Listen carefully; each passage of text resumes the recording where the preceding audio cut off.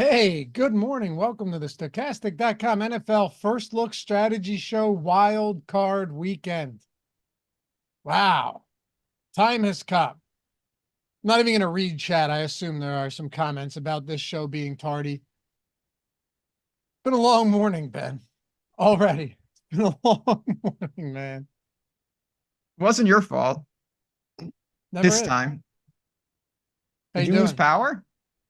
No, dude, I'll tell you Yeah. what, though. I'm getting sick. I hadn't played hockey in 2 months. We had just the seasons break, and I had a 9:30 game the other day, was just completely gassed after not playing it. You're just not conditioned for that after not doing it for 2 months. And then get home. I get like 4 hours of sleep. And then yesterday I get no sleep because my sump pump's running like literally every minute. And now I'm starting to panic. Now the basement's never flooded. I assume you got a lot of rain too, right? Oh, so much rain. We got hammered with rain for had to have been what 12 plus straight hours, heavy rain, heavy wind, never flooded, but the sump pump, it's not exactly new. So or the sun, yeah, so I'm like, I keep going downstairs making sure, even if it failed, I don't what am I gonna do? Use buckets at 3 a.m.? Probably wouldn't have made a difference.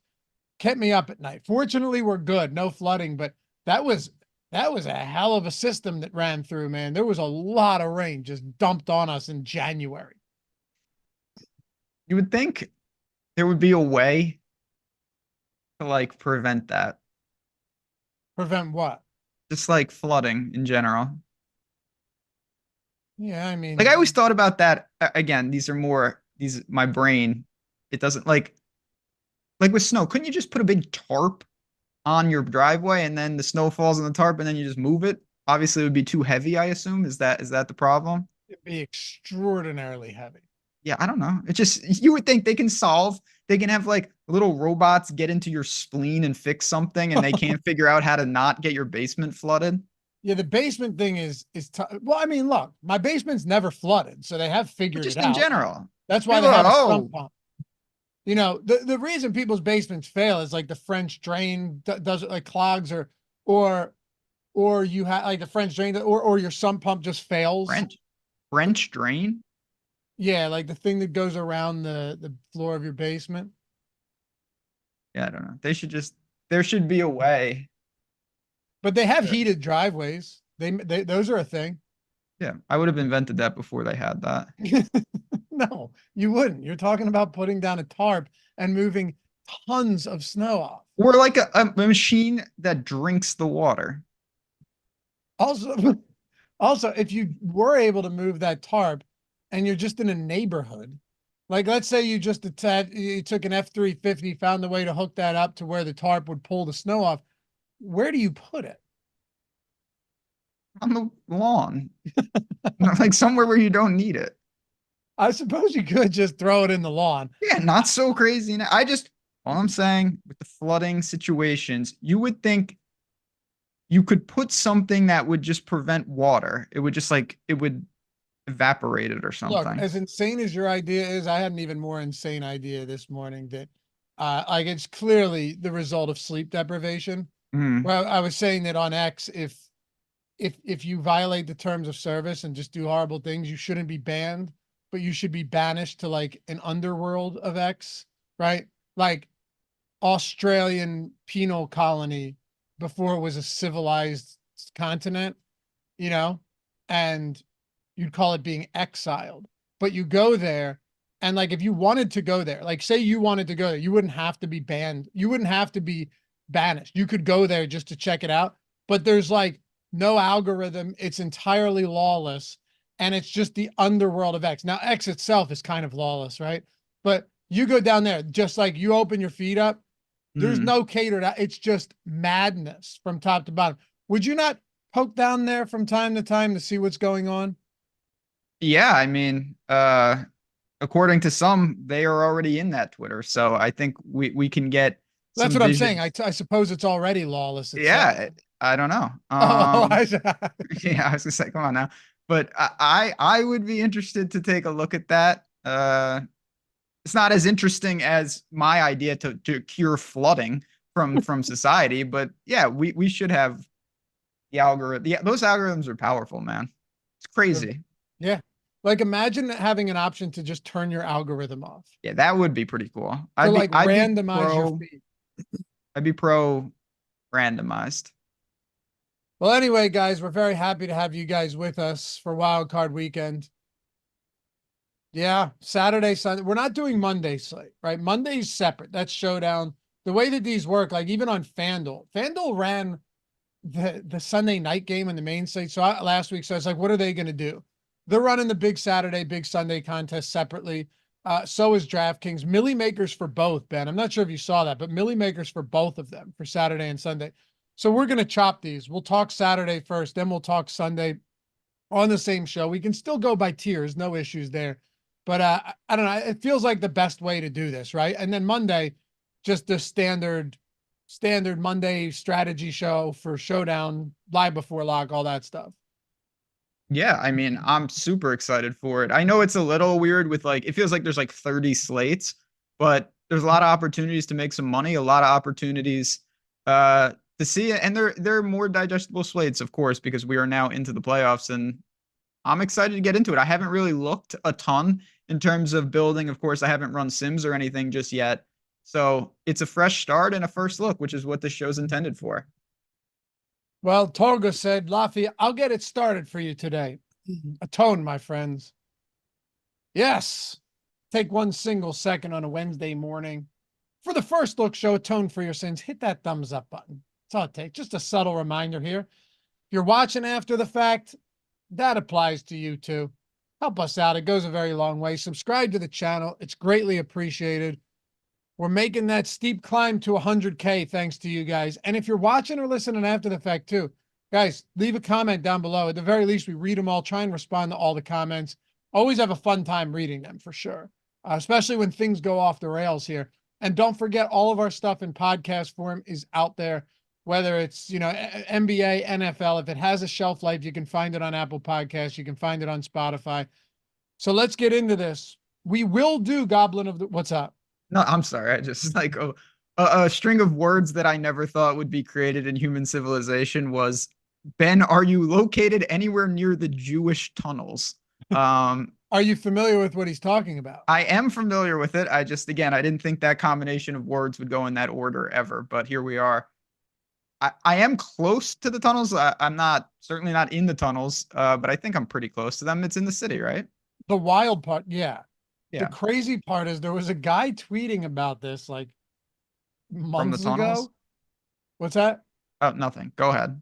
Tweeting about this months ago. And he's going, I live on ground level in the city. There's no basement. I swear I hear people speaking Yiddish beneath me. And he's like, I'm either going crazy or there are people in the ground speaking Yiddish. Another sentence that's a new sentence for human civilization. And then as all of this is discovered, he goes, some of you owe me an apology. Like, what world are we living in? That sounds like the unfiltered X, but yeah. I don't really understand. That's gonna have to be another show for another time, because I didn't read about it, what exactly those tunnels. I don't think they're like Hamas tunnel style. I don't know what exactly those tunnels are doing, but that's quite a thing to just have a group of Yiddish speaking people beneath the surface. That's a new one. And if you want to speak on like what a world we live in, for Saturday's slate, you have Patrick Mahomes, you've got CJ Stroud having a phenomenal season, you have Tua Tagovailoa, and the chalkiest stack is going to be Joe Flacco, Amari Cooper, and David Njoku. I could almost guarantee it. I believe this was you. I saw a tweet this morning about Njoku, specifically with Travis Kelce, and saying, who is the number one tight end at this point? I mean, he's basically the same price as Kelce, and you'd have a tough time clicking Kelce over Njoku. I'm not saying you don't do it, but it'd be tough. By the way, -5 degrees there around. It's going to be real cold in Kansas City. Real cold. Yeah, Miami did themselves quite a disservice. Yeah, they did. It's going to be 77 this weekend in Miami, -5 at Arrowhead. It's a tough one, man. But you know, the one thing that I don't want to overlook is the fact that at the end of the day, Ben, the two totals in these games are identical. They're still They're still 44-point totals in both of those games, regardless of teams, regardless of venue. And you're gonna see. I mean, again, this is the playoffs. Like you're not gonna get. And we're gonna talk about both slates, so we will be talking about some larger spreads. But for Saturday, yeah, I mean, you have four teams whose implied team totals. I'm not gonna say they're identical because they're not, but they're pretty damn close. And it's one of those. If you talked about just raw points in terms of actual points, highest scoring team from first to fourth would be almost interchangeable on that slate. That's how crazy it is. For sure. All right. Are you ready to a quick, succinct recap of the regular season? Sure. The final goblin of the week. That's not going to take long, obviously. Well, I go right back to the Eagles and Nick Sirianni. I have to. I go to, I mean, he doesn't even qualify because he's not even employed anymore, but of Arthur course, Smith. Yeah, I mean, just a disgraceful. There's two different things, and they a lot of times are correlated in my experience in life. If you're a moron, you're also a prick, and he checks both those boxes. So, went out just as I thought he would. With just you should be worried about losing by 30 points, not 37 points, because Jameis ran it in. What a shameful performance by the Falcons, as usual. I can't stand that guy. He just seems like not a good dude. I'm glad he's fired. I don't say like Ron Rivera. Don't think he's the best coach. Seems like just a really solid dude though. Sure. Mike Vrabel. Everyone like Mike Vrabel. Even Staley. Like I thought got away from him at the end with his press conferences, but Arthur Smith continuously does things where I just say, you know, if I was running things, you would be signed up for probably annexed to an island of some sort. It would not be good for that guy. Einsteinium said, this recap should involve Laffy apologizing to Jordan Love. I already did. But I also stand by the fact that, as I said, he was not good and was not playing well. He was objectively not playing well and hadn't been good. Like, this is a remarkable turnaround for Jordan Love over the second half of the season that not many people saw coming. No. The NFL's fascinating like that. Like the flashes of, and he might lose it again and just not be good. Like it's so crazy with that stuff. But obviously he's been good. They did what they had to do, and now they're in the dance. And I tell you, I wouldn't want to play the Packers. Do you like them at 7.5-point dogs on the road? I mean, I obviously really respect what Dallas does in Dallas. There's no doubt about that. Of all the, I mean, there's not that many of them, but besides the Dolphins, maybe, I think that would be like, I wouldn't want to play the Packers of the underdogs. I'd rather play a lot of the other teams. You like the Browns this week? Of course. Thought you might. All right. So love the Browns, actually. Don't even like them. Love them. At -2.5? Yeah. Yeah, I like it too. CJ Stroud, rookie quarter. I mean, it's a. Oh. I'm sorry. A minor goblin and we can move on. The Colts, I don't even, what are you doing? I like that coach too. That was a horrible, horrible stretch there. You shouldn't have called timeout. Then you call timeout and then you don't put Jonathan Taylor on the field. It was a good play call, but just the string of bad decisions at the end of that game. It's tough. And you could throw the Jags out there too. I told you though, I was sprinkling Titans money line. That was like you were on that. Ultimate Titans win spot. Spoiler, Henry's last game. We pretty much knew it was going to be Vrabel's last game, Tannehill's last game. But if you're talking about like second half of season goblins, even with the injuries to Trevor Lawrence, the Jaguars imploded. So I'll ask you this. If you had to crown a Goblin of the Year, and remember, next year it is Brandon Staley's Goblin of the Week award, right? Mm-hmm. This year it was Nathaniel Hackett Goblin of the Week award. So it carries over. I know you'd like to make it Arthur Smith, but it has to be Brandon Staley. Yeah, he set the foundation. Crown Arthur Smith your Goblin of the Year? Yeah, I mean, I think that I'm thinking out loud right now. I'm pretty sure that if I could get a job in the NFL of the openings, I think I'd choose it. I like Atlanta's team. I think they're a pretty solid team. That guy did less with more, to put it mildly. Like they're not a bad roster. No, they're not. They need a quarterback They desperately. do, but when you basically back Ritter against the media, then you bench Ritter, and then you bring in Heineke only to bench him, only to bring back Ritter. Like I don't know what the answer was, but it wasn't what they tried. That's for sure.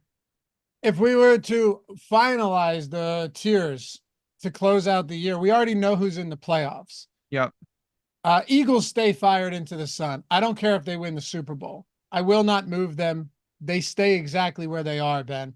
To close out the season, 1-5 straight up and 0-6 against the spread, losing straight up to the Arizona Cardinals at home, and then getting smoked by Tyrod Taylor and the Giants. They are fired into the sun. That is where they belong, and that is where they will remain. However, are there any spots that we need to move? Like I'm thinking possibly some maybe next year's. When we revisit this in week 1 next year, we will reshuffle. We will reset everything. So like the Broncos, Falcons, Raiders, they get to leave that Vikings territory. Yeah, most of them, it's no coincidence. Their coaches are not there, and that frees them up, like in those movies where you're under a spell and then the person like transformed back to life. So yeah, those teams are free. I don't think there's a ton to change. I mean, the Jets certainly realistically are a maybe next That's year. where I was that was the only one I have that I wanted to change. Yeah, the Jets, the Jets got problems, but the Jets have hope at least. Yeah. Did DeVito beat the Packers? He must have. I don't remember that. Neither do I. Oh, he did. Actually, yeah, I do. It was it was a double Monday night game. Yep. You're right. He did. Yeah. Okay. So move the Jets into maybe next year. We'll keep this in week 1 of the 2024 season. We'll revisit this. I think we'll recall some fond memories here and see how it all plays out. That could be fun. Yeah. God willing, I'll be here, alive. So Let's talk about Saturday. Well, yeah, let's get to Saturday first. All right. So a couple of things. It looks like Amari should be okay. But Saturday at quarterback, Patrick Mahomes, Tua Tagovailoa, CJ Stroud, Joe Flacco. Those are your 4. We don't have ownership yet, but I'm pretty confident that Flacco, especially against that Houston team that him and Amari just hooked up for like 800 total yards just a few weeks ago, I'm fairly confident that it's 6,100. That is going to be, and when I say chalk, you guys understand what I mean. It's a 2-game slate, but I'm fairly confident that is going to be really, really popular here. And then the Mahomes and Tua thing. The question now is like, how much emphasis are you putting on the wind? Or I'm sorry, on the weather, because I don't think it's going to be very windy. But how much emphasis are you putting on that weather when the total, as it stands right now on a Wednesday, almost afternoon, is still sitting at 44? Cleveland, Houston's at 45, 44.5. Yeah, I don't put any extra emphasis on it. The weather causes the total to be what it is. I think the most interesting thing, so we only have 4 quarterbacks, right? We've got Flacco, Stroud, Tua, and Mahomes. If you go by price, it's the opposite. Mahomes, Tua, Stroud, and Flacco. I think there is a chance that the ownership is an inverse of the price. What do you think about that? Like if I had to say who's going to be the most popular quarterback, I think it's Flacco. Me too. But so I'm sorry. I was responding to a few people that said the Packers are a playoff team. They're stuck in the DeVito realm. Yeah. Sorry. They're stuck in purgatory until next year. They cannot move. If DeVito stole your soul, you're stuck. That's just the way it worked. But no, I think, well, inverse is tough because there's 3 guys that are the same price. So we're just talking about one guy here. Wait, what? What do you mean? Okay, so at quarterback, like Stroud, Tua, and Mahomes are almost essentially the same price. Oh, yeah. They are essentially the same. I'm just saying from most expensive to cheapest, even though it is small, you have Mahomes, Tua, Stroud, and Flacco. And I think ownership-wise, popularity, it might be Flacco, Stroud, Tua, and Mahomes. I think you could be right. Yeah, I honestly, maybe I'm just insane, but I wouldn't be shocked if I saw it as Flacco and then the grouping of those three. So you think Flacco, the difference between Flacco and the next guy will be bigger than any other gap? Yeah, Okay. I tend to agree with that. Yeah. I think it'll be pretty significant, man. You know what? I don't know why this is going to sound insane. He should be the same price as these other guys. I think Tua should be Tua would be my least favorite of the four. Yeah, I would still go Flacco. All right, so I'd go and understand, like I'm just saying, if ownership isn't a factor here, I'd go Of course. Flacco at that price. Oh, Flacco, Stroud, Mahomes, Tua. I want to say Flacco, Mahomes, Stroud, Tua, but Tua would be four. My order right now, gauging interest, is going to be Flacco, Mahomes, Stroud, and Tua. Okay. Yes. But I have been continuously not crazy, but I've certainly bought on Kansas City a lot more than others to varying degrees of failure. It hasn't been working. Maybe they flip a switch. Maybe they're not that good. Houston's got a home game too. Like we're talking about not just -5 degrees. We're talking about -5 degrees versus a dome. That is the biggest drastic change you can have. It's a massive difference. But again, I keep coming back to the fact that the total is the same as the other game. Correct. Yep. Yeah. And I still remember though, I remember last year it was Bills Dolphins. Dolphins snuck in at 9-9, right? And it was snuck in at 9-8. 9-8. Was it 9? It must have been 9-8, right? Yeah. And this game was in Orchard Park in Buffalo, and the general consensus, and I was on that too. And it was Skylar Thompson, by the way, if you remember, not Tua. It was like, man, it was freezing cold, just like brutal temperatures. And that game ended up being 34-31. It was like legitimately competitive throughout. It was at halftime, it was 20-17 Bills. So weird things can happen. I'm not entirely discounting Tua because it's cold. Like he's still an NFL quarterback. Definitely not. It doesn't help. There's no doubt For sure. he can seriously get it done. I'm discounting that I think the Dolphins are straight cooked. You think it's a wrap? It's over. A lot of injuries, man. It's not there. I don't even think it's all their fault. At some point, it's just too much. And the defense in particular, they're signing guys that are like Bruce Irvin is playing major snaps this week. Mm-hmm. I mean, that's just at some point, you know, I like their coach. I think he schemes really well. They still have some weapons.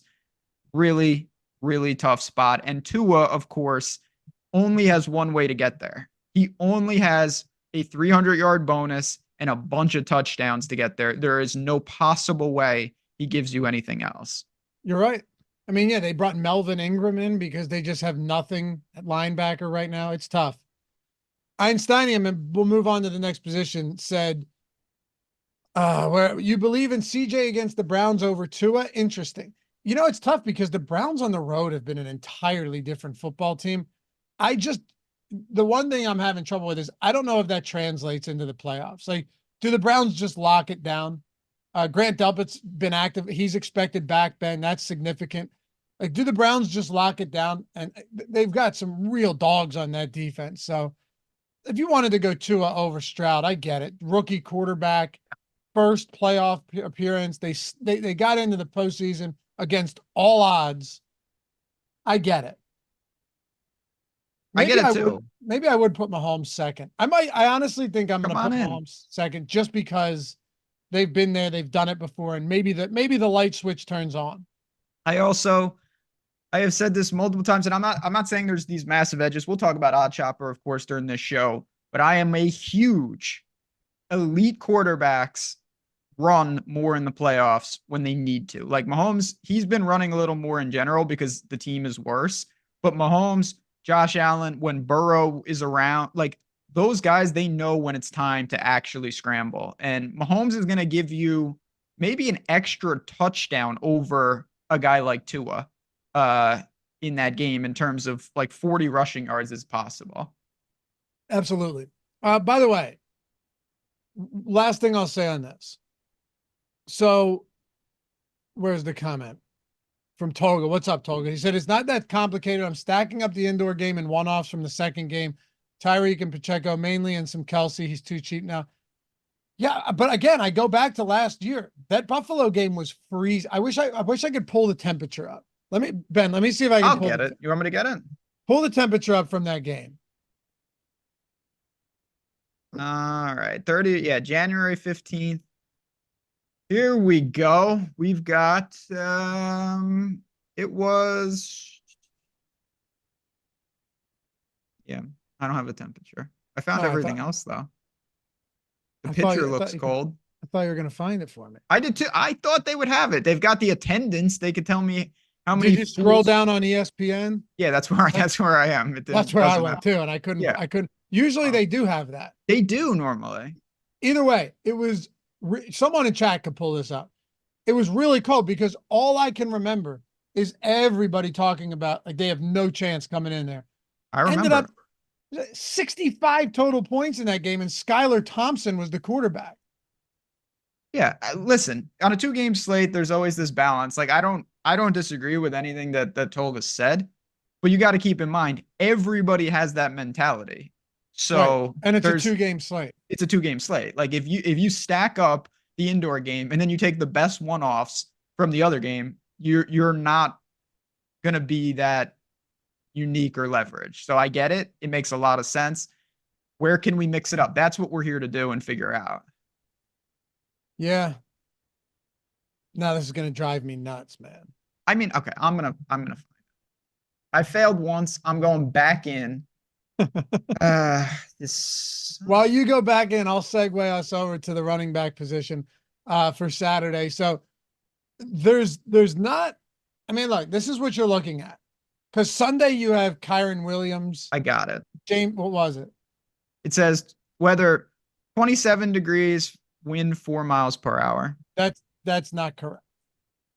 That's not correct. Well, I can only do what I can do. That's not correct. And I can tell you that the Dolphins won the coin toss and they deferred. Maybe it was. Maybe I'm misremembering, but I know you remember all anyone ever talked about was the cold going into that game. Yeah. I mean, I think it's more that it was Miami. You know? Could have been, yeah. And then they played Cincy and lost. I'll talk about being positive that, I was positive that the Bills were going to win that. So this stuff, weird stuff happens. Now we'll talk about the Bills on the Sunday slate. They're not losing to the Steelers. I don't care what happens. That's a big spread and it should be. Okay, FF Doom said maybe people thought it was going to be lower, but it ended up being not so bad. That could be, you could be very right. Possible. Maybe that's very possible that that's what happened. But anyway, the point remains it's still the same total in both of these games. Saturday running backs. There's nothing really at the top tier. You have Devon Achane, you have Raheem Mostert, assuming both of them are in. Isaiah Pacheco. My guess here, if I'm just looking at everything, right? And I'm looking at Jerome Ford, Kareem Hunt, Devin Singletary. My guess, Isaiah Pacheco, far and away highest owned running back on this slate. I would agree. You got 2 Miami backs that there's a big mess. They're sporting Q tags. Not good. You've got Singletary, who I do think will garner some ownership because he's just getting a ton of work. He had 24 carries in that Indy game, and his price is right. I think he might be the second most popular back. You've got the Cleveland backs, and then you've got Pacheco, who he can catch the ball. I think most people at this point view him as like the most reliable piece of the Chiefs offense. Price is right. Pacheco is going to be a super popular one-off. I think he'll be less popular in the Mahomes stack. That's probably my first interest. If Raheem Mostert ends up being out, then that changes a lot. That shakes everything up. I don't understand why Mike McDaniel decided not to use Devon Achane as much, like unless he was legitimately banged up and we just didn't know it. It's hard to tell. That's the thing that's tricky about the playoffs. We saw this in the college football playoff. The Washington running back, he got hurt in the semifinals game and he played. but he played because it was the national championship, and like Mostert might be Exactly. active and he might just be hobbled. Yeah. And that does no one any good. Because 11 total looks for HN in that home must win home game, that where you either go from the 2 seed at home or the 6 seed without Jalen Waddle, without Raheem Mostert. It seems crazy, right? Not good. How would you rank them right now then? Let's assume Mostert is in, because I think in some capacity they'll find a way to get him in there. He sat out the last 2 games, but that would be a decent layoff before returning. How would you rank all of these guys essentially? Because there's not many to talk about. So I'd rank them very traditional in the sense of like this is what I think the logical order is Pacheco, Singletary, Ford, and then whoever the Dolphins have left. If Mostert is ruled in, I'm gonna push Mostert up. I think he's a fascinating tournament play because there's a chance he's fine. And if he is fine, I would assume that he will be significantly less owned than a guy like Pacheco. And Mostert racked up a ton of touchdowns this year. And as much as I don't think Miami's going to do much, close competitive game. And Mostert could be a tournament winning type play. And we've seen that when Mostert is healthy, he is the guy that can get the 20 carry game. Yeah. And he also can get there in so many different ways. He's fast, underratedly fast. He's got multiple touchdown equity. He's not a zero in the passing game. They will give him the ball over and over in the red zone. And he's not going to be, again, the Q tag. Who in their right mind looks at the slate and says, you know what I want to do?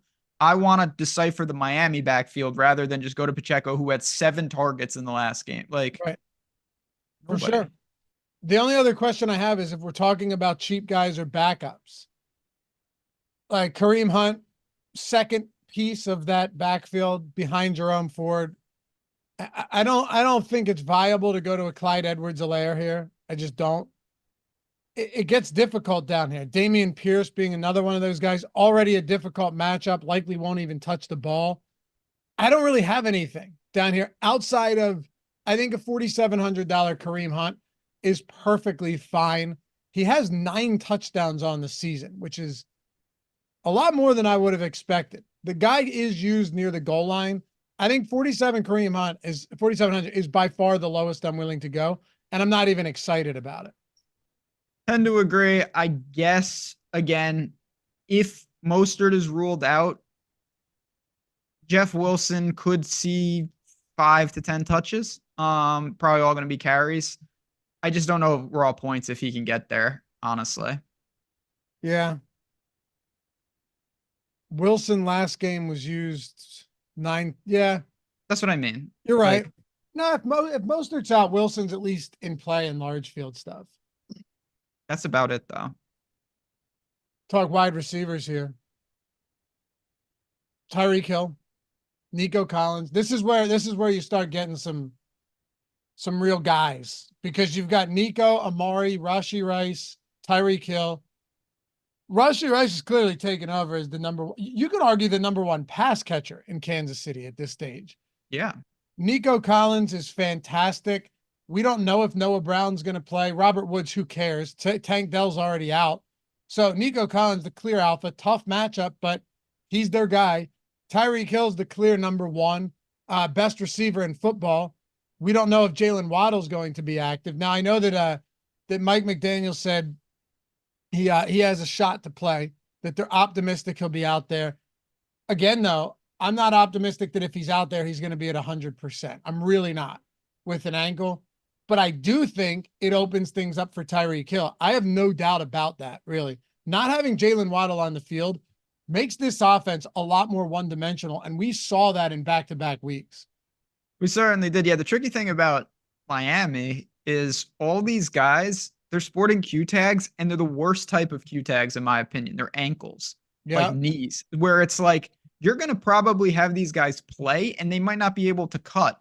They might get immediately injured. Like, there's just so much risk. I'm not saying you can't play them, but I don't know how we're going to decipher if and when Waddle is active, what that even means. So tournament upside is always going to be there. I think the floor on those guys is absolutely awful. If you don't have a Q tag next to your name, you're immediately chalk. Collins, Rice, those guys stand out immediately, and I think that is not just for me. Yui said, don't you have to play Hill? I don't know. Do you I don't have think to so. play Tyreek Hill? No, I mean, it's Tyreek Hill. He's a great player. But no, I don't. I definitely am going to have some lineups that have zero Dolphins. Look, the truth is, if you've played Tyreek Hill over the last month, even if you were to take that Tennessee game out where he was banged up, right? Because then he missed week 15. If you would have played Tyreek Hill over the last 3 weeks, or fade him, I should say, you would have been glad you did. Now, look, this is still Tyreek Hill. 200-yard, 2-touchdown upside, 10 receptions is in play every single time. Not to mention 14, 12, and 13 targets over those last 3 games. You just haven't seen the big production materialize more than anything else in these spots. Granted, Buffalo's defense has done a lot with little recently. I want to give credit there. But no Jalen Waddle has made a difference. Baltimore defense is great. Dallas defense, whatever, but Dallas defense played pretty well there. He hasn't had a reception longer than 25 yards since week 13. When you see these absolutely massive games from Tyreek Hill, breaking off some really big, long touchdowns. Not every time, but you know that that's there. It hasn't been there recently. Can it be there against Kansas City? Obviously. I don't think he has to be at 100% of your lineups at all, though. No, I mean, yeah, of course in tournaments, but you know what I think the fascinating thing is, and Yui just brought this up. He said, I'm talking single entry. Of course, in MME, you can fade anyone, and that is true.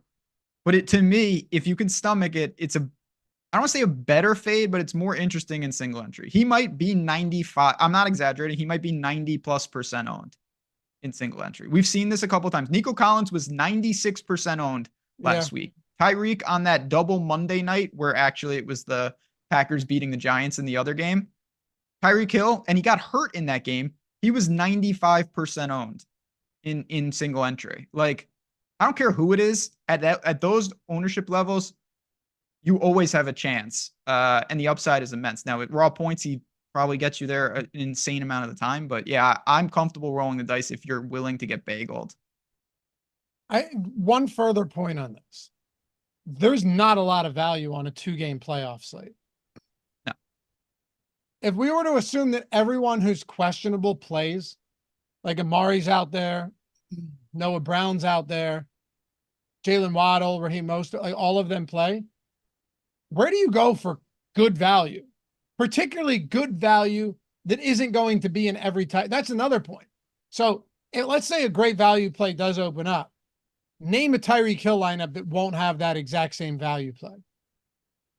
Yeah, I mean, it's all a balance. It really is. Like, if you played in 1,000-person tournament and you knew for a fact that every other person, 999 people, it was single entry, we're going to play Tyreek Hill, would you play him? To me, the answer is obviously no.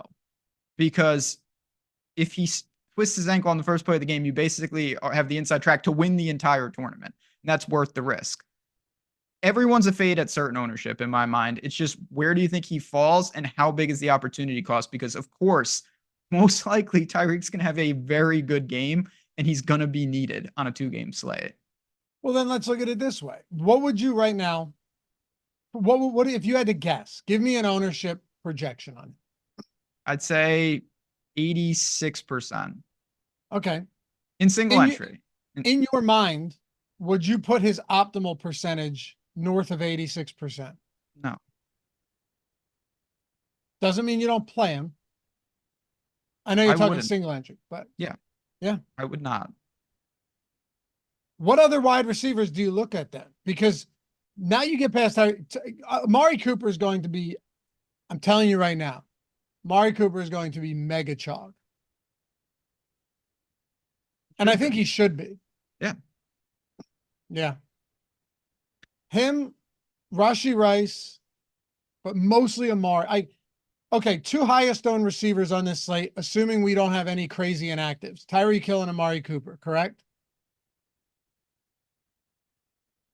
Yes, I think so. Rice is going to be really, so that's the fascinating part. There's actually 4 big time wide receivers that people are going to want to get, as many as possible in those lineups. Tyreek going to be lower owned? I really don't think so, but maybe if there's a bigger opportunity cost, like I guess that is possible. And that's where the tools here at Stochastic are so important. Because if he's lower owned, obviously there's less of a reward if you fade him. Would you use Jalen Waddle as leverage in those non-Tyreek Hill lineups? Potentially, I think my number one way to leverage would be saying that I think the Dolphins score like 3 points. And just like hard fade Dolphins. Yeah, just have no Dolphins. Just have like Kansas City and a couple guys and then stack the other game and only use 3 teams. Yeah. A lot of people talking about Mecole Hardman as their value play this week. Yeah, I mean, that's like, it's better than MVS, right? I suppose. I don't know. I get trapped with, I donate to the MVS human fund every week and it never works. It's going to be, do you need someone at that price point? If you play someone at the min like that, you can basically play whatever you want around it. Yeah, I mean, I guess the problem that I run into is, are we looking at Mecole Hardman because of last game where Patrick Mahomes and Travis Kelce and Rashee Rice didn't play? Because if that's the case, that could get you in a little bit of trouble there, right? Well, yeah, that's not Yeah. Hardman played 9% of snaps in week 17 and 100% of snaps in week 18, where they rested most of their offensive starters. So many bodies too. Like, this is why Kansas City is so tough. I get what you're saying with Hardman. What about Tony? Is he going to play? Richie James, Watson. Like, these are all punt wide receivers for the Chiefs. And then you've got Rice, Pacheco, and Kelce.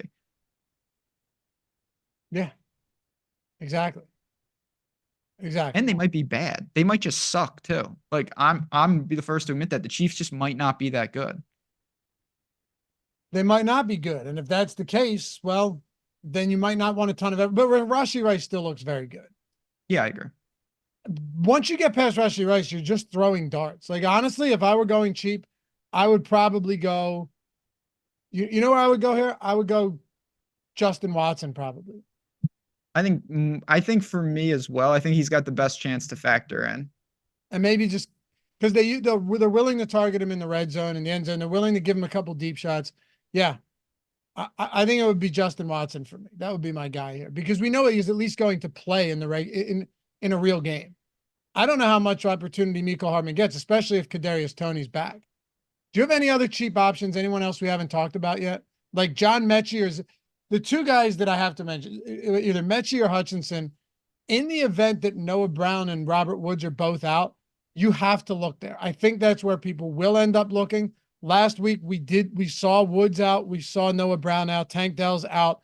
Mechie played 68% of snaps. Hutchinson played 64% of snaps. Johnny Johnson III, that's a real person, played Johnny Johnson III. JJ. Okay. Played JJ3, yes. JJ3. Played 4 total snaps, but it was a straight 3 receiver rotate. That's it. That was it. It was Collins, Mechie, and Hutchinson. So I would say the one to pay close attention to this week is whether or not Noah Brown and Robert Woods get on the field. That's definitely, for the value. I'm still trying to Johnny Johnson III. Johnny Johnson III. Yeah, I like fake know who that is, but not really. Oregon. Oregon? Yeah. I was gonna say Arizona, Oregon, something like that. It screams Pac-12 to me. Elijah Moore, maybe. If Tillman might be in protocol, I don't really know. There could be you have Njoku, you have Cooper. And then who else? Maybe someone else picks up work in that Browns passing game. He did go to Oregon. Yeah, that sounded right. No joke. That was just popped up in my head. When you said it, I assumed that like you had known, and it was like, yeah, I was thinking, if you asked me where he went, I was going to say Arizona or Oregon. I truly no, I don't even know who Johnny Johnson. Sometimes you just have that like subliminal. Well, Josh asked me the GDP of a country yesterday on the NBA strategy show. You just rattled that off. No problem. Dude, nailed it. I don't know. I get confused with that, what that means. Like I'm off by like, I don't know if a good GDP is like 5 trillion or like there are countries that GDP is like 2.5 mil. Like I get very confused with 2.5 mil would be bad, but there's some that are down pretty rough. Yeah. Yeah. Down pretty rough. Tight ends on Saturday. What are your thoughts here? Yeah, I mean, you're not gonna have a lot to choose from. To me, it's pretty simple. You've got Kelsey and Joku. Actually, it's deeper than I thought. You've got three legitimate, guys that can actually like lead their teams, and then you have Miami, which unless you're doing something like very weird, I'm not sure what to do there. If you wanted to punt, yeah, I don't know if like I want to go to like a Noah Gray or anything. I think for me, the tight end pool just might be three guys. Kelsey, Njoku, Schultz? I think. Is there anyone else, honestly? No. Harrison Bryant? Yeah, I just ugh. It's difficult for me because it's not like there's all just bad tight ends. I know Kelsey hasn't been good, but like when you're playing those dirt cheap tight ends, even on a two gamer, still fading Kelsey and Njoku is tough. Could be real tough. Like fading them in the lineup entirely. That's what I mean. I'm curious to see once we have the Sims updated, once we have projections and ownership, how many Travis Kelsey, David Njoku lineups I'm getting together. Yeah. Yeah, I mean, Chad mentioned like Brevin Jordan. I'm gonna have to look in the Sims. I'm not sure I want to get um too crazy there. By the way, you guys, the Sims is usually 199 just for the month.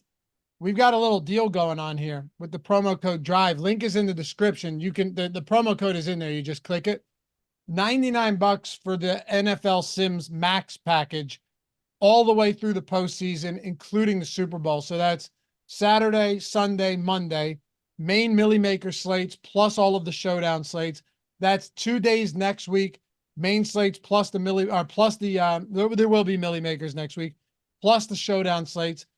Championship, conference championship week, both of those games, plus the Super Bowl, all of that Sims tool, 99 bucks for all of it.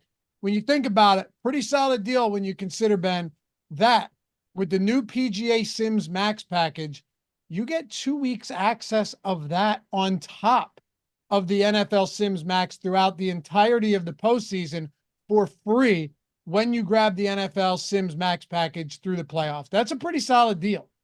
Sure. I mean, yeah, I wasn't going to let you get away with not mentioning near and dear to my heart. The PGA Sims are here. And what we wanted to do, honestly, we're super excited about the playoffs.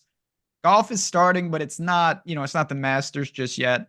We've had so many people use the NFL Sims, and we want you guys to be able to see the PGA Sims for a couple weeks and check it out. So if you have that NFL Sims, if you're thinking about getting on this deal, try out the PGA Sims. And of course, our hope is that you love them and that you end up using them for the entire season. We really believe in them. I'm using them this year, no doubt about it. We wanted to give you a chance just to get a couple of weeks. And if you say I've loved the NFL Sims, PGA is just not my thing, well, it's there if you want it for a couple of weeks. No big deal. It's still a great deal even without that. I don't know anything about PGA, but I played last week. I used the Sims tool and I profited, so I'll It's take it. I mean, those tools are, I think we all know by now, they're very profitable. Is it a cheat code? No. Does it really, really make the process better? Absolutely.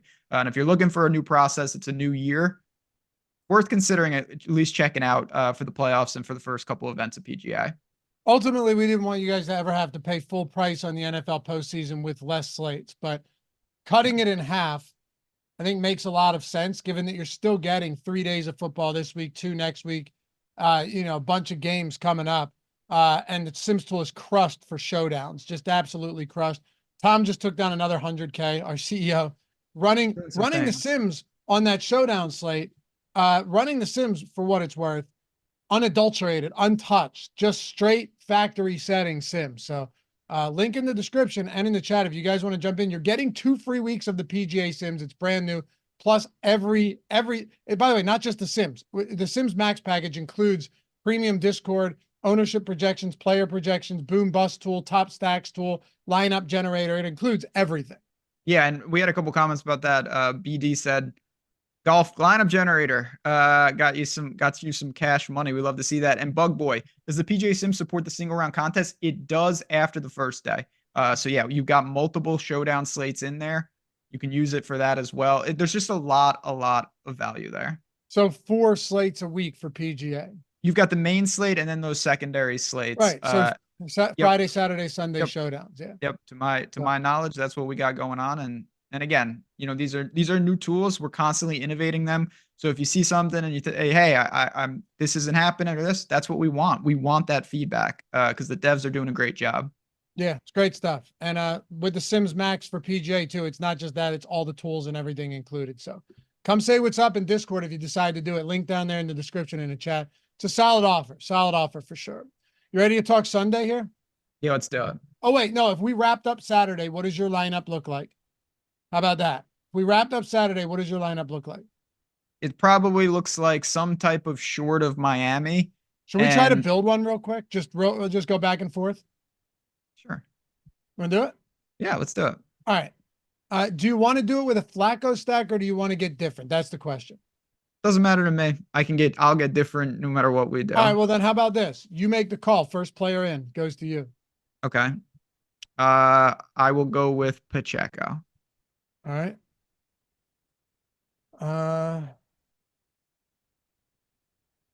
You're going Pacheco. All right. I will go. He just fits every build. I'm going to have to throw. You know what? Let me change it up on you. I'll throw Kelsey in. Okay. So that's Pacheco and Kelsey. So I think there are two things to note right off the bat. If we go Rice, we have to go Mahomes, in my opinion. If you have all three of them. I'm going to go with Singletary. Okay. So you're on that Miami fade. Yep. Now I want to try something, okay? I mentioned this to you a second ago. I want to double tap tight end with Njoku. Yep. Bless you. All right, so we've got double tight end, so we need three receivers. Can I just throw Chiefs defense in at 2,900 to open some things up? Sure. Right? I mean, just do that. That gives us 5,800 remaining per player. Yep, I'm gonna go. It's so hard with the Q tags. You know what? I'm gonna go. I got an idea. I'm going with Mahomes. You want to do it? Yeah, I think I'm not gonna try to just make the entire lineup, but like Mahomes, and then we've already got a QB +2, but we could go with Watson as well, and then it gets very interesting. Okay, I'm gonna let you make that decision. Okay, and I'm gonna go. Oh, see, this is where it gets tough because we have Hill, Collins, Cooper, and Rice. We haven't put any of them in yet. We need one of them. Probably two of them. Can we make that work? Can we go Cooper, Rice? No. You can't. Appears we've dug ourselves a bit of a hole here. Well, let's see what we can do. We can go. I'll tell you what I really wouldn't mind doing. If you threw Noah Brown in there and didn't go Nico, then if you wanted to go Justin Watson, that gives you 7,700, which I don't know how much that helps. I mean, it helps in the sense that you can obviously get any wide receiver you want. This is a funky looking lineup. I like these type of lineups because you have a QB +3 for Kansas City, plus their defense. You have no Miami. You have the two big guns for Cleveland, which I love. Then you've got two Houston players, but not Nico Collins. Right. See, this is what I'm talking about. This is the type of crazy stuff that works. I wouldn't do this for single entry per se, but I like that as a large field tournament. I don't hate this at all. So wait, who was our last player? Amari Cooper. Okay. Yeah, two Cleveland, two Houston, Miami, or Kansas City triple, just no Miami. Yeah. It could work. Let's talk Sunday. This is a little bit different. 3-game Sunday slate. So you've got Allen and Dak at the top, Stafford, Jordan Love, Jared Goff in the middle, Mason Rudolph getting the start as a 10-point dog in Orchard Park against Buffalo. Out of the way first, are you playing any Mason Rudolph this week? I would say doubtful. No, doesn't seem like it. Where's your strongest lean here? Because Stafford and Goff, low to mid 6K price points in a game that has a 50.5 point total. Certainly Goff stands out. I don't really understand. There are so many other dumb people in the league that he doesn't qualify as a goblin of the week, but I thought what the Lions did last week was really stupid. Personally, I think that's just a dumb way to play. Why you're throwing the ball with Goff in the fourth quarter? You got Laporta hurt. I don't agree with any of that. Having said that, they seem more than eager to let Goff go, and it's the playoffs now. He's at home. He's the best quarterback play on the slate. If you don't have the money for Josh Allen, who to me, with his rushing upside, is just in a different tier, but he's priced in a different tier. How does Josh Allen just find ways to allow teams to stay competitive every single week? Because he turns the ball over I know. all the time, but that has no effect on his fantasy output. Of course not. No. Last week he had almost 30 fantasy points and he had 3 turnovers. It doesn't matter. It really doesn't matter. It doesn't matter at all. I mean, the only thing I'm struggling with is Matthew Stafford. As good as that offense has been, Matthew Stafford, I get, he has some decent games. What is his ceiling though? Just given how, clearly they use Puka Nacua, Cooper Kupp, and outside of that, maybe you see a little Tutu Atwell or Robinson, maybe a little bit of Tyler Higbee, but pretty concentrated between those two guys.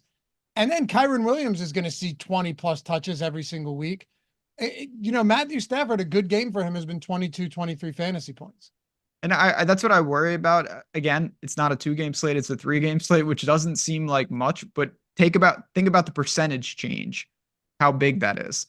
I tend to look at so many. I would rather play Jordan Love than Stafford. Would you really? Yeah. What about Goff? Oh, I'd rather play Goff. I think Goff is maybe my favorite quarterback play price adjusted. Do you not have any concerns that no Laporta could make a big difference in that offense? I concern, yeah, but I also think that it makes it easier that if you get Goff right, you get your stack right. By the way, how do we not call Dan Campbell the Goblin of the Week? That's what I said. I said he's. Oh, you did? I missed that. Oh yeah, I was saying there are so many dumb coaches that he didn't qualify, but why they have those starters in and they're throwing late in the game and they got Laporta hurt. I really don't agree with that. I think that's just stupid. Like the mentality that we're always ready to play, then why do you take knees at the end of the game? Yeah, right. Right. But it's not only that. It wasn't just Laporta getting hurt and the starters being out there. It was Laporta getting hurt and then keeping the starters out there, and then St. Brown getting hurt and still keeping the starters out there. They were throwing with like a minute left in the fourth quarter. I know there were little bubble screens, but that just doesn't make a lot of sense. Why? But Campbell said there's an outside chance Laporta plays. I think it's highly unlikely that Laporta's on the field this week. I think it's basically a lock that if Laporta was eating a hot dog in street clothes last week, that he would be playing in this game. That's what I'm saying. Like, yeah. And now I think it's very unlikely that he's going to be on the field. I'd agree. So you have Jared Goff, right behind Josh Allen then? Yeah, Dak and Josh Allen, if you have that money, of course. But to me, if you need some salary relief, you can put Goff in there and still go get those weapons for those teams and be just fine. What do you do with the Dak Prescott here? 7.5 point favorites at home against Green Bay. Green Bay's biggest weakness though is their run defense. So that's one of the things that I think becomes a little bit more complicated because Tony Pollard and company like that run game for Dallas is not that great. No, definitely not. It's tough to decipher because if you look at any splits with home field for Dallas, everyone grades out well because when you score 40 points a game at home, everyone gets theirs. Now, if they continue to do that, more power to them. I do think that Pollard is going to be in play, of course, and I struggle exactly with Dak in the sense that is there any possible way that you play him without CeeDee Lamb? I don't think you can. So it's like you're really judging a $16,000, almost $17,000 combo, not just Dak. Would you play Tua without Hill? No, but I'm Tua's even worse in that situation. I'm than just this. saying they're very similar in that respect. They are. At least Dak can run a little bit. You can play Josh Allen without Stephon Diggs. We've seen Yes. that work. Yeah. But would you can't you're not playing Jared Goff without St. Brown, but the price isn't nearly as much. Yeah, that's totally different. So then how do you rank these guys week? If you're just eliminating Mason Rudolph here, maybe he pops up a little bit, but if you're just eliminating Mason Rudolph, how do you rank him? Because the quarterback slate looks a lot different on Sunday than it does on Saturday. Allen, Prescott, Stafford, Love, Jared Goff, a 51.5 point total in that Detroit game, 50.5 point total in Dallas and Green Bay. That's significant, man. Huge. I like the quarterbacks better on this Sunday slate. I would go Allen, Goff, Dak, Love, Stafford, Rudolph. Okay. Yeah, I would go Allen, Stafford. Okay. We disagree on Stafford. Yeah. Allen, Stafford, probably Love, then Goff, then Rudolph. I have some real concerns about Laporta being out. I definitely think it's a concern. I really think that for every negative, it makes Gibbs and St. Brown, like if Goff gets there, those guys are getting there. All right, let's talk about running backs then. If we're looking at Sunday, you have Kyron Williams, then James Cook, Jahmyr Gibbs, Aaron Jones, David Montgomery, Tony Pollard. We'll see about AJ Dillon. That is significant enough. Najee Harris, Jalen Warren, kind of down there at the bottom. I know Detroit's their pass defense has been a real problem. But there's just no way you can write off Kyron Williams at any point. The guy just gets way too much work. He's going to be on the field for essentially every snap in this game. He's involved as a pass catcher. 7,300 to me is a more than reasonable price point for a guy that in week 17, because they didn't play week 18, 94% of snaps in week 17 for Kyron Williams. He's going to be out there the whole game. Yeah, he can get there even without efficiency. Passing, running. Even though I'm not super sold on the Rams in general, great total, competitive game. I think they're going to be just fine in terms of moving the ball. So yeah, I think they win. Yeah, a lot of people do. I don't think that's a crazy call at all. I hope they win, but Kyron Williams, him and Aaron Jones are the guys that stand out for me. And obviously Gibbs. Gibbs is just good. Einstein, are we on the Aaron Jones train? Aaron Jones has let me down at times. I will tell you that. Fewer players have let me down more than Aaron Jones this year, and I still love this guy. He wasn't bad last week at all. He wasn't efficient. I'm not convinced that he's entirely healthy, but it's almost not fair to say because he averaged 5 yards per attempt. He's averaged 6, 5, and 6 yards per attempt over his last 3 games. He's just not getting into the end zone, right? So like if you got Aaron Jones into the end zone, let's say 1 touchdown in each of those games, then you're saying 24 fantasy points, 23, 28 looks pretty good. If AJ Dillon is out, yeah, you know what? Aaron Jones might just be a guy you have to play. Ben, he has seen 20 plus rushing attempts in 3 straight weeks. Very significant for a guy of his talent level. And I'm still not sold on the fact, like he hasn't seen the big receiving upside recently. It's there at least. That something can materialize in the passing game for Aaron Jones. We've seen it more than a few times. So, yeah, you know what? $6,300 Jones, despite being a 6.5 or 7.5 point dog, I still have zero problem getting to someone like that. He's just too good. He's getting too much volume in obviously a must-win playoff game. Give your guy the ball. Yeah, I really don't have anything to add. He's going to have volume. He's going to have opportunity. He can catch the ball. His touchdown equity can't be any worse. So I'm fine with it. And again, I think that Green Bay will have some success. I don't know if they can win that game, but I also don't think it's a given that they just get crushed. Let me ask you this then. You look at the mid-range. We have 1, 2, 3. We have 5 guys between 61 and 6,600. Pollard, Montgomery, Jones, Gibbs, Cook. If I had to tell you, you can play 3 of those guys and the other 3 you have to discard. It's not the way it works, but for the sake of this argument, you're playing 1 in the flex. You're going to play 2 of them at the running back spot. What does it look like? Oh, it's definitely Gibbs, Jones, and Pollard for me. Really? Yes. Wow. Okay. I shouldn't say wow, but well, there's what, five? I said six. There's five of Yeah. them, right? Yeah. Yeah, there's five of them. I would have Gibbs. I would have Jones. I would swap out Pollard for James Cook. I get it. James Cook has had some big weeks. He's had some flat weeks. I think that's tricky with him is just Josh Allen's ability to say, I'm just going to handle this. Yeah, for sure. And they're not afraid to give other running backs opportunities inside the Yeah, five either. Fournette is alive, Yeah, apparently. I don't love that at all. I do, however, think that playoff games play differently as well. And James Cook is by far their biggest talent in the backfield. Agree with that. Yeah. Tony Pollard, we just haven't seen it, man. No, but I get why you'd put him up there. I think between Pollard and Cook, though, it's really close. I'm really, really, really anticipating these ownership projections so I can run the sims and see what type of exposure I'm getting to these mid-range guys. When we see what these simulated ROI spots look like, who's going to get left out? Because we're not going to have flat ownership across the board at running back. There's just no way. no. And that's why I think I'm not overly worried about those little fine margins because the tools will kind of fill in the blanks for me.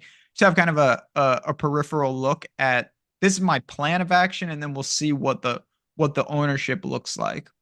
Are you going to Najee or Jalen Warren or any cheap running backs? Because I think this is a real tough spot to do so.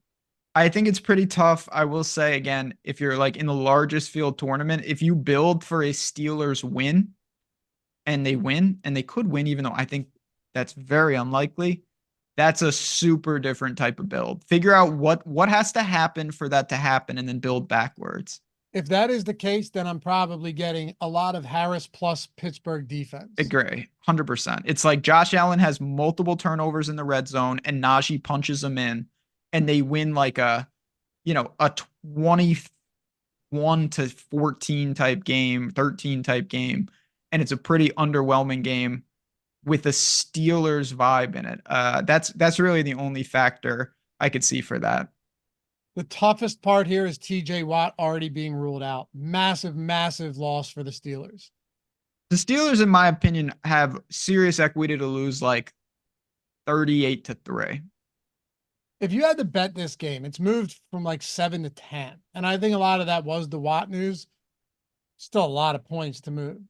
Do you have a lean? This is a tougher one for me because my gut tells me take a Mike Tomlin 10-point dog, but it doesn't feel good.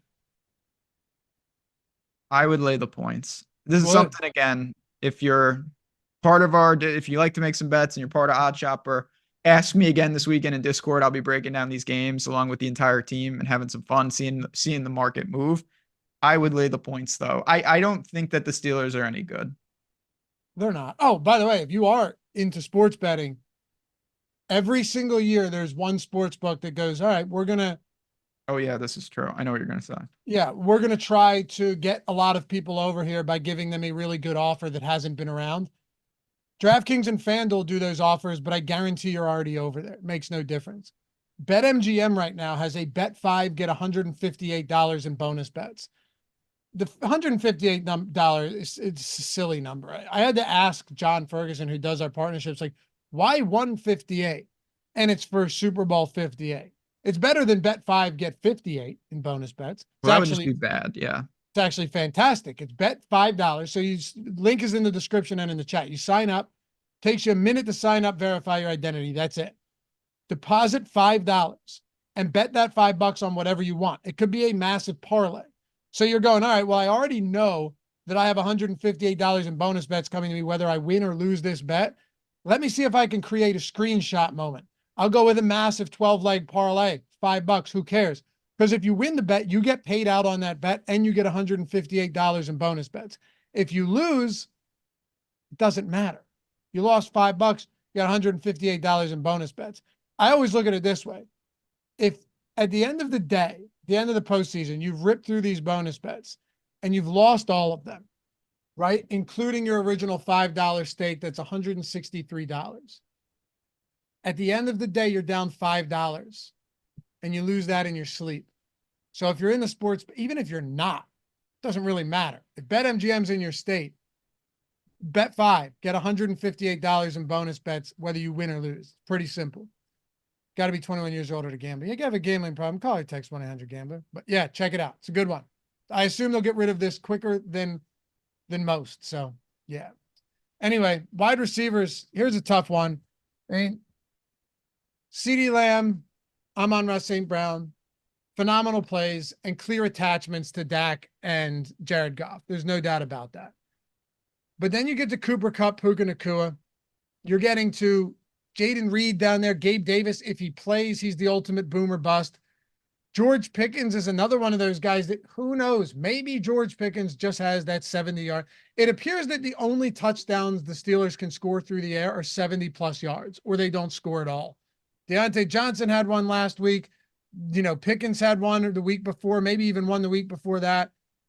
And then the only other question is, like, what do we do as far as value goes? Because right now there's not a ton of value at this position, and you have two very expensive options in CeeDee Lamb and Amon-Ra St. Brown.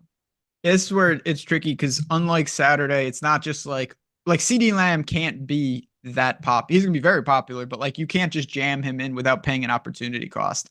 When the Steelers are so difficult because you mentioned like when you do that, it bails you out, but if you don't, you get 0. I mean, Pickens is the perfect example of this: 38, 23, and then 0.3. Yeah.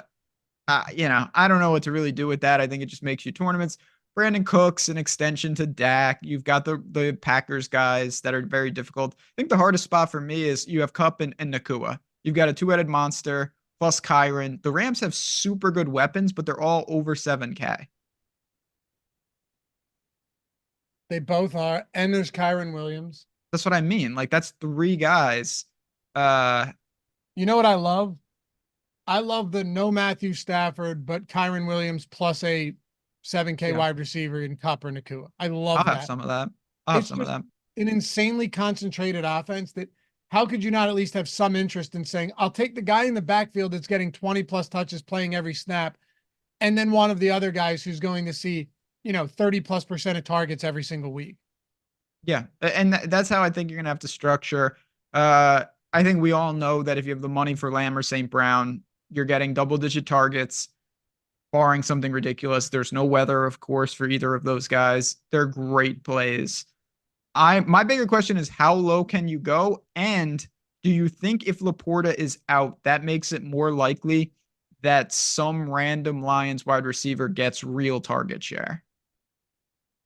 Well, that is what comes into play, because if you're talking about the tight end position, I'm not really sure that's where you want to go here. You could make the argument that it's not as stacked. You have Ferguson, probably no Laporta, Kincaid, Freiermuth, Higbee. It's not great. Musgrave is back, so you have him and Tucker Kraft probably cannibalizing each other in some sense. So you go like, oh, you know what? Let me go to Brock Wright here, who is expected to play. Or do you just say, well, Sam Laporta in many instances has acted as a receiver, not that he is, but he shattered records across the board. Do I go to Josh Reynolds? Do I go to Donovan Peoples-Jones? Honestly, I think you have to factor this in. And guys like Josh Reynolds at sub 4K, I don't know, whatever you want to do with Jamison Williams is up to you, but he's expected to play. Khalif Raymond, one of those guys, Ben, probably sees an elevated target share. And that's really all I can say at this point. And yeah, and that makes them playable on a 3-game slate. So we're gonna have to mix and match.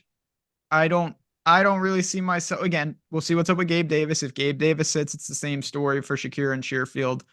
I don't know how low I want to go, though. If I can avoid, even like Michael Gallup, I don't really want to mess around with that. Yeah, neither do I. No, if Laporta sits, though, outside of St. Brown, who is, like, you have to throw the ball. It's a 51.5 point total. Oh, definitely. Yeah. Who would your preferred option be? Do you have one? To me, it's probably still Reynolds. It would be Reynolds, yeah. Yeah. Anybody else you want to get to that we haven't talked about at wide receiver? No, I think really, even though they're not the most important piece, a big piece of this is you have 4 Packers wide receivers, Reed, Dubes, Wicks, and Watson. Are 4 of them playing? Are 3 of them playing? Are 2 of them playing? We need to find that out, and that will help a lot. Ready to wrap this one up? Tight end? Oh, yeah. All right. Well, here we go. The tight end position. It's not great. Like if you assume that we have no Sam Laporta, who has, they're saying, an outside chance of playing, seems very unlikely. Then you're talking Jake Ferguson, Dalton Kincaid, 36-point total game there. Pat Freiermuth, Tucker Kraft, Dawson Knox. This might actually end up being one of those spots where I say, screw it, I'll play a $2,900 Dawson Knox if it means I can get to another elite player or another good mid-range guy. There is something to that. I'm not saying you want to do this, but you see this on Showdown too with $200 players where you're just like, even if this guy gets 0, there's a chance this is the right build if no one below him also gets anything. Like, if you punt and you get a combination that you can only get by punting, you actually can survive with nothing. Not that you want to play anyone that you think is going to get 0, of course. But on a small slate, there is a chance that no tight end is useful at all. So I'll look to punt tight end for sure. Then who do you punt with?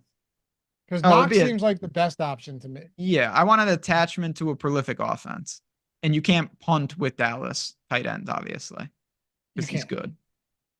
All right. Well, anyway, just looking over the rest of this, Freiermuth is a tough guy to get to. I still think Ferguson is the best option here.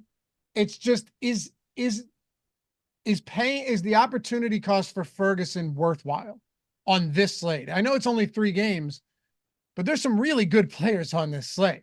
From 3 guys in the Rams, CeeDee Lamb, Tony Pollard, Aaron Jones, Jahmyr Gibbs, even throw Montgomery in there if you want to. There's a lot, and there's some expensive quarterbacks as well. Yeah, it's really tricky. I think Dallas is fascinating to try to figure out, like, is there any way to really go to them and not have Lamb? Like, can you go Pollard, Ferguson? Can you go Dak, Cooks, Ferguson, and see if you can survive the Lamb game? That's to me very, very interesting. I just don't know exactly what I want to do with that. I agree Ferguson is pretty solid play, and that, yeah, he probably will be needed. I would agree that someone's going to perform, but I think it's a pretty weak tight end slate relative to Saturday. So final thoughts, building a lineup out for Sunday. When you look at it, I know we're still days away from this. When you look at Sunday's slate, is there anything that you just feel confident doing differently to get away from the field? So to get away from the field, I think that Green Bay might be the swing team to me. When you've got 6 teams, I think everyone hates Pittsburgh. So you got 5 teams. And then you've got Rams, Lions, everybody loves them. Cowboys, everybody loves them. And the Bills, I don't think people love them, but they've got some alphas and people will go there. What about Green Bay? Are they more towards Pittsburgh or are they more towards the other teams? I think there's a real chance that Green Bay belongs in the first category. And if you build like that, you will be pretty different. I'm with you. Appreciate you guys hanging out as always. First look, wild card weekend in the books. If you haven't done so yet, follow Ben at JazzRaz DFS. I'm at Loughran_D, LOUGHY_D. We'll be back with you Friday for the Sim Strategy Show. I think we may, and then we'll have Live Before Lock Saturday, deeper dive and all that good stuff on Sunday. So don't go anywhere. You know where to find us. Hit that thumbs up before you go. Subscribe to the channel. Appreciate you guys hanging out as always. I know it's a weird week with Saturday and Sunday chopped up like this, but we do the best we can. Hopefully it was helpful. We'll see you back here next week for some divisional round first look action right here on the Strategy Show. Peace.